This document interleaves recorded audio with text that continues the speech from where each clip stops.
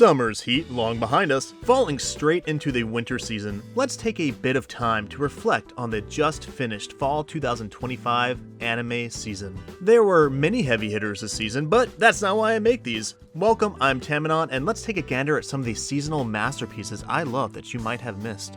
This was the season for otome, villainess, and shoujo, if that's your thing, and it is mine. A very strong start from May I Ask for One Final Thing? Where we follow a non-reincarnated villainess, Scarlet L. Vandimion, the striking, silver-haired, red dress-wearing noble. Scarlet's design screams level-headed, intelligent beauty.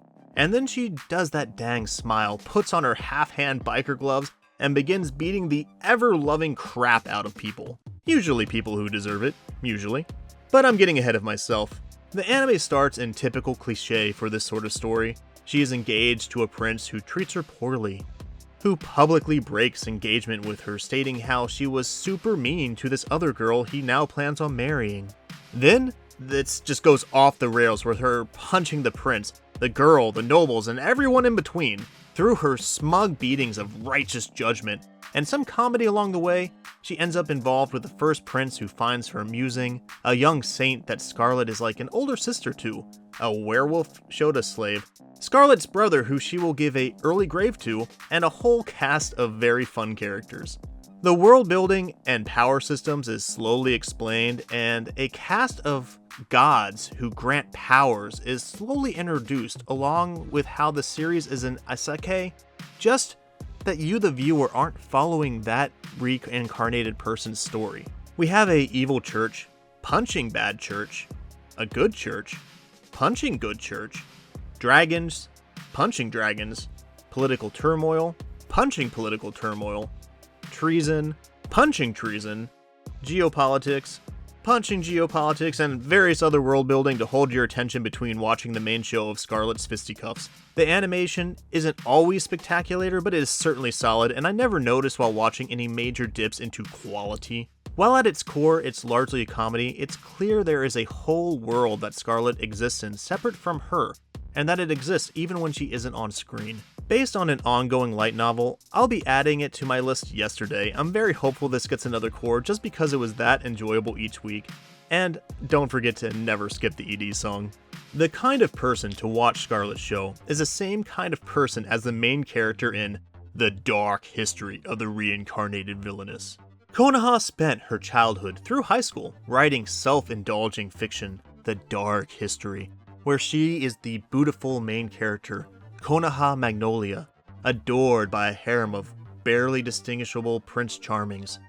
It's this sort of fan-made shoujo that only the depraved mind of a 14-year-old Fujo could write. The sort of story you'd find on Tumblr or AO3 that has 3 views but a word count longer than the Bible.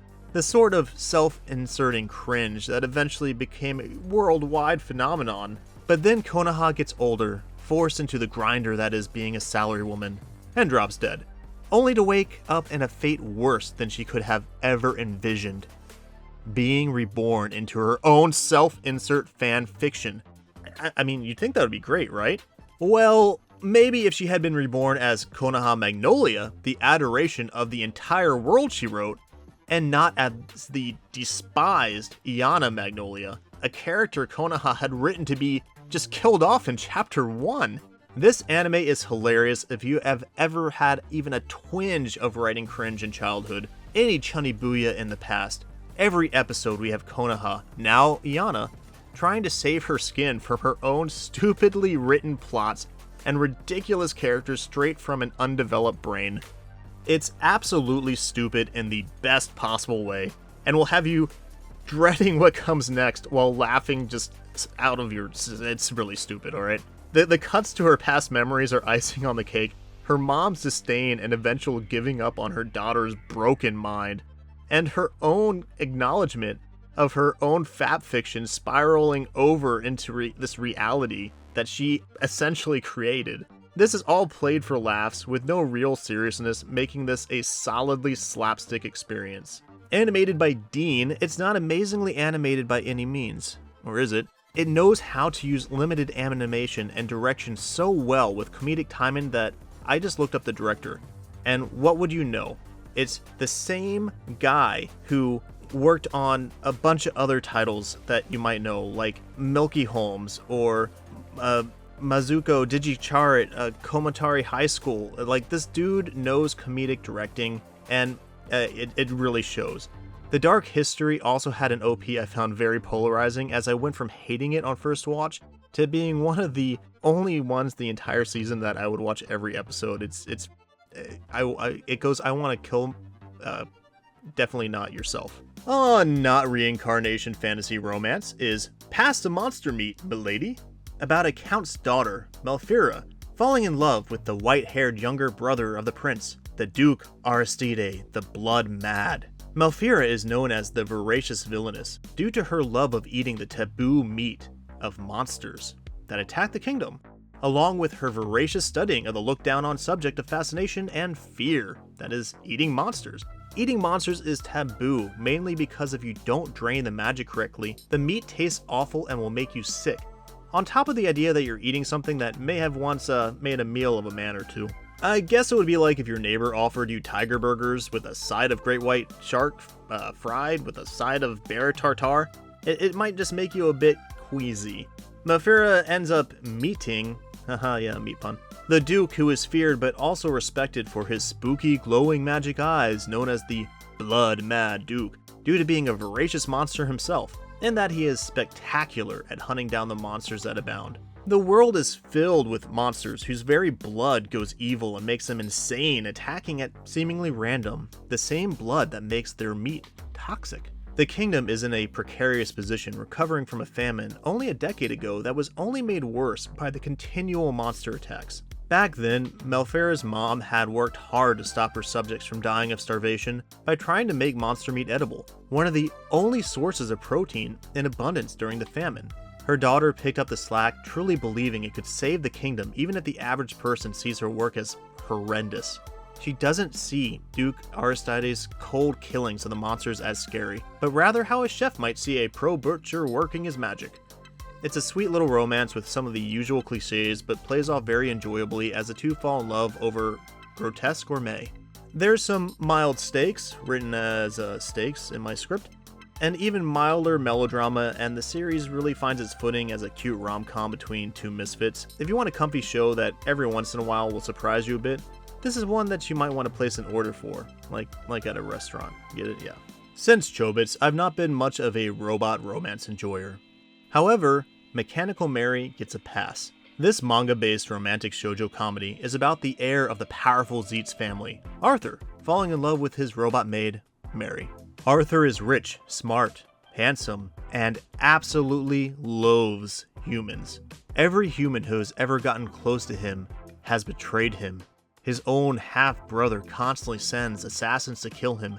He can't trust a single human on the entire planet, and hasn't been able to most of his sad and lonely life.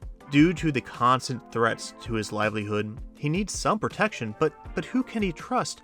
All humans have betrayed him, his prior staff have tried to kill him. What's a guy to do?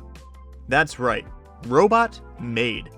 Mary is perfect, the culmination of his powerful Zeitz family technological advancements. She doesn't need to eat, but only needs to suck down a few AA batteries. She doesn't show emotion to betray Arthur's heart. She can run as fast as a car, stop multiple armed intruders, fight off even more armed intruders, and fight off some more armed intruders.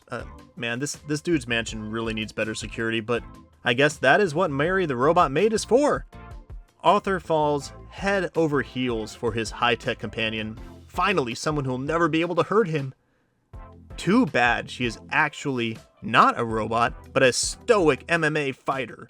This comedy is basically about the superhuman Mary pretending to be a robot to keep her job, while accidentally revealing her own hidden humanity. It's a cute rom-com that's ridiculous in premise and slapstick humor, and despite my fears of it initially being a very one joke, punches its way through that to a very wholesome story. This is one that I'll probably pick up the manga for, even if it's stuck as a one-core comedy.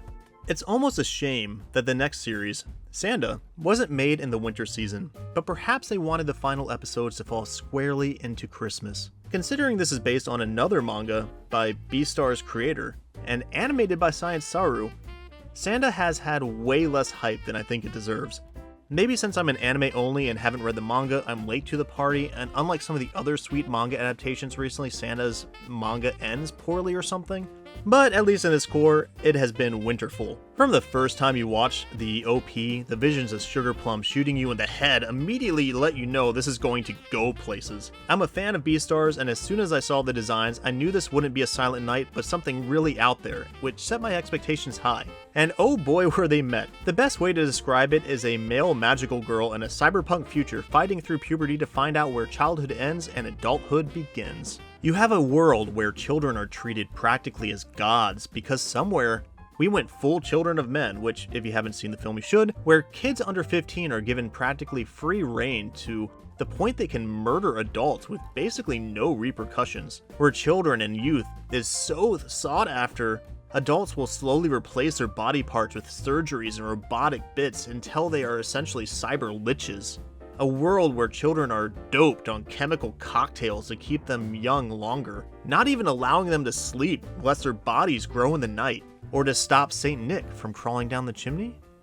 Too bad for the adults, as Saint Nick is already inside the house and the body of a small boy, Sanda. Through a series of WTF events, Sanda's Santa powers awaken, yes, Santa powers, by his classmate, who just totally isn't a female yandere Lagose, and everything just goes completely off the rails. Or on them, if you count the ones growing from Santa's feet he uses to fight and flight with. We have a very shadowy anti-Santa group, a main character who is now dealing with how puberty changes everyone at very different paces. Sanda dealing with his Santa side and how it's all one big puberty allegory. It's absurd, it's funny, it's brilliantly animated, really showing that Science Saru can adapt styles while still keeping their signature touch. I have no clue where this story will end, as the entire core almost felt like just writing the gift list before sending it to the North Pole, and now I eagerly await the presents under the tree when those payoffs happen. If anyone watching has read the manga, please tell me that this gift is not coal below.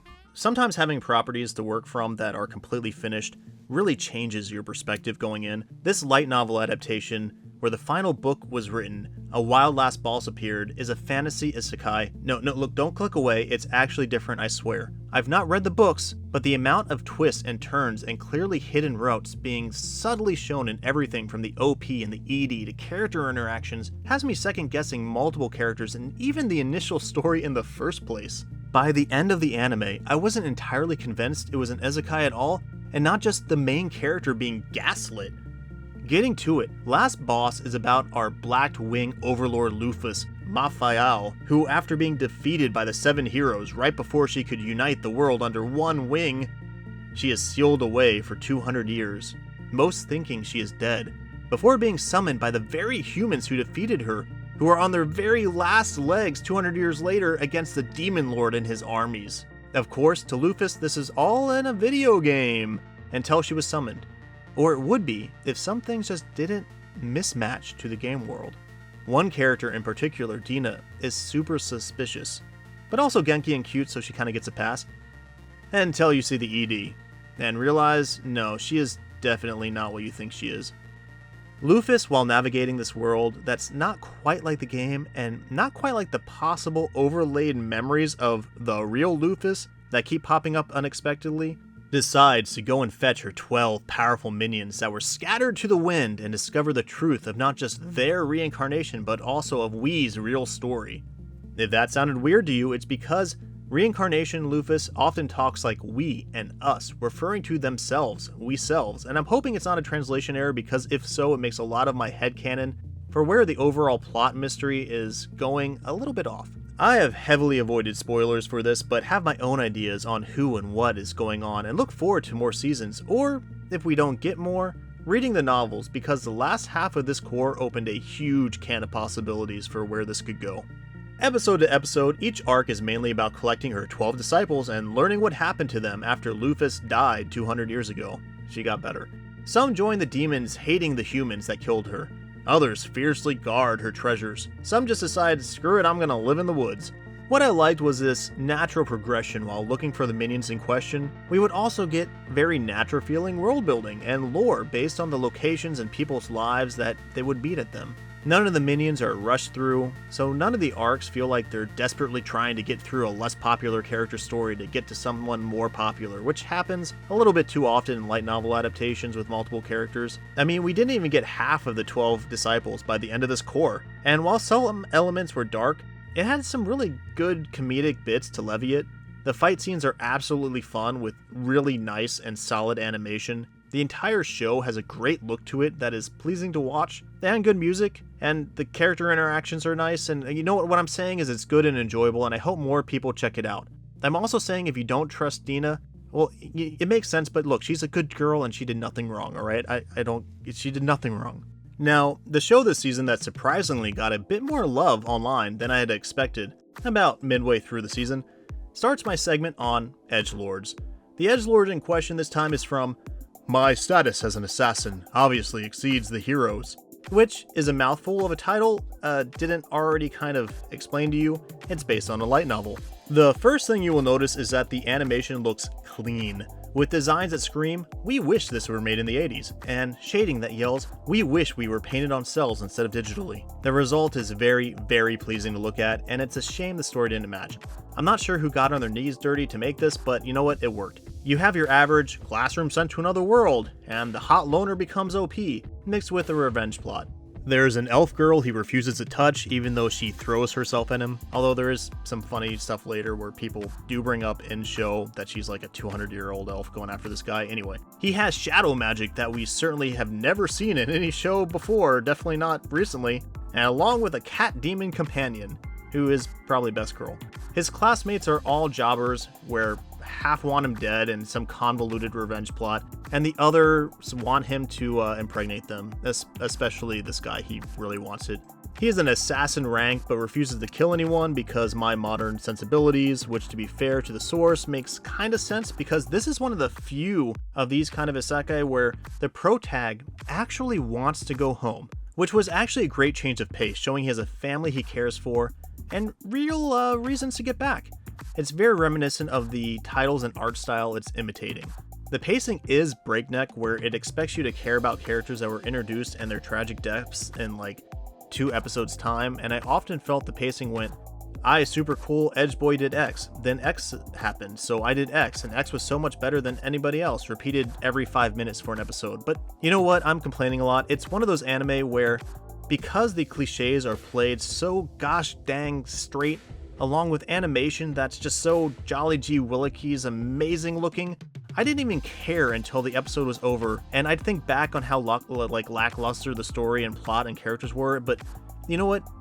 During the show, the brain goes blank and you're swept up in everything at a chaotic pace, and then you see it was made by Sunrise, and you know what? It all begins to make sense if you're a Gundam fan. If you want some comfort food isekai that really wishes it were made decades ago, you'll greatly enjoy this. Edgelords? Revenge? But not a reincarnation? My gift, level 9999, unlimited gacha, backstabbed in a backwater dungeon. I'm out for revenge, or Mugen Gacha, if you want to not read 5 Japanese sentences for a title, has you covered. I'm not gonna lie, when I read the title, I thought this would be an easy 3-episode drop for me. But then, we cold open to a world where humans, despite being treated like caca by way more powerful races, for some reason would let their 10-year-old go out to become an adventurer in dungeons where humans are little more than cannon fodder for elves and beast people and vampires or whatever the heck all these things are. And of course, humans are often sold into brutal slavery.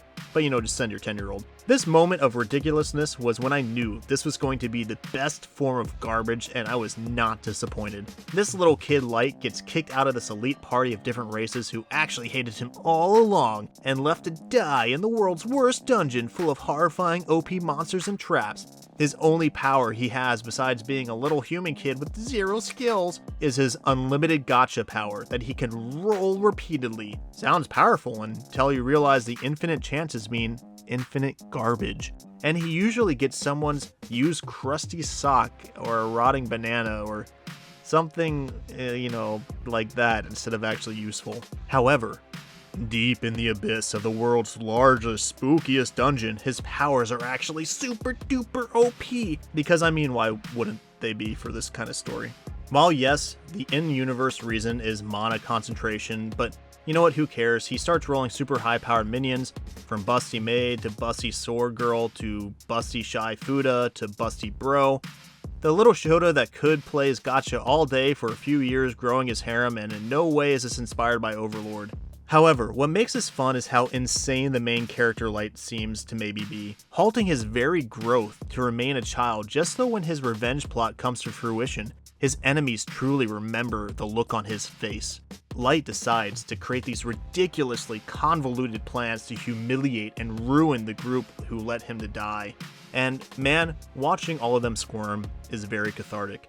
It's designed by JC Staff, and you can sort of see the familiarities and designs from, say it in like Familia Myth, which looking at the director's prior work completely checks out as he worked on all of Familia Myth.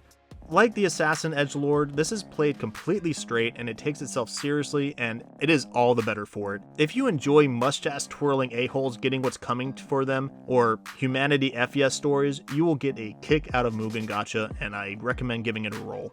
Flipping from Edge Kino to Comedy Kino, Hero Without a Class, Who Even Needs Skills, is a fantasy anime about Aro, the kid of a sword god mom and mage lord dad, or whatever their titles were. Just think basically his parents were better than the best in their field. In this world, you get a class given to you by the goddess at 10 that determines the rest of your life.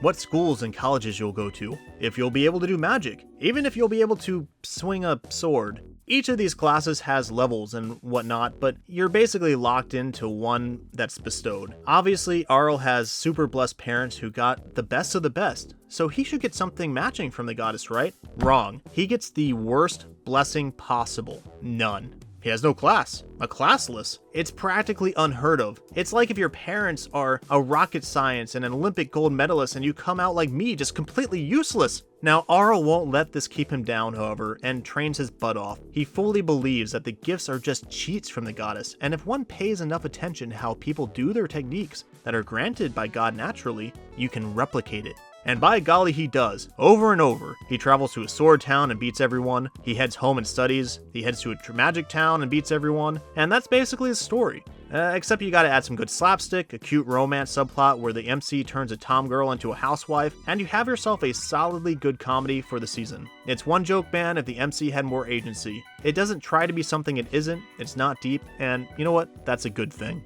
I'm going to start this segment by saying I've never watched Kamen Rider, and like I stated a few seasons ago about the Red Ranger and Loser Ranger, only know about that sphere from friends and vague childhood memories of Power Rangers and Beetleborgs. Luckily, I never felt like I was too lost to enjoy Tojima Wants to Be Kamen Rider. While I do think if I was more familiar with the series, I'd get even more out of it, this action comedy knows how to land a joke. From the start, it was clear it's aimed at an older crowd, and anyone who grew up with a hyperfixation love of something that others grew out of but you kept that itch that nothing could scratch will really feel what the characters do. And for our main characters, that is Kamen Rider. If you don't know what Kamen Rider is, don't worry, it's not super important outside. It's a real TV show that exists in our world, has been running for ages, and is basically about a cyborg fighting BDSM aliens to save the world. He's also really cool and does backflips off of motorcycles and has different iterations so fans can argue over who can beat Goku, and it started in like the 60s or something. To the meat and potatoes, this anime is about this super fixated group of aging Kamen Rider nerds finding out that the big bad alien group from Kamen Rider is real, gosh darn it, groups of gimp minions with super strength and horrific Yakuza spider bears. Luckily, our nerd group weren't the kind to sit on their butts, no. They trained their entire lives for this, from pumping iron to mastering martial arts to fisticuffs with a bear. Yes, he does fight a bear and, the bear loses. Even a guy who became a Yakuza gangster just to try to get close in real life to his childhood favorites, which were the villains. In many ways, it was a fairly inspiring take and makes a good case for showing kids how hard work can make you strong, but it dials that up to 1,000,000 and adds another 10. The show is very silly, full of cringe in the best possible use case of the word, and the comedy can hit you in the gut for laughter you didn't think was going to land, until it flips you on the head. On the flip side, the danger present is intense, with many moments of me going, how the heck are they supposed to live through this? I mean, they're just normal, workaholics. It's currently an ongoing manga, and I hope this gets a season 2. Now, this marks exactly 1 year since I began doing these videos, and man does time fly. It's been real enjoyable for me to go back and recall better some titles I enjoyed weekly but maybe didn't keep as much brain space as others, while also helping cement a time spot in my head for different shows that I watched. If this is your first time watching, thank you. I'm Tamanon, this is my channel. I love anime and anime card games, and just looking with this video series to share some love for one core cute shows, many will skip, especially when this core had so many heavy hitters like Spy Family Season 3, Boku no Hero Season 50, Ranma Season 2, Umazoomi Pretty Gray Season 2, Digimon, and some personal favorites like To Your Eternity Season 3 or Campfire Cooking in Another World Season 2. It's easier to gloss over some of the tiny shows, and I'm happy to share the ones I liked with you. If you enjoyed this, please give the series that sounded interesting a watch, and let me know in the comments which masterpieces I might have also missed myself.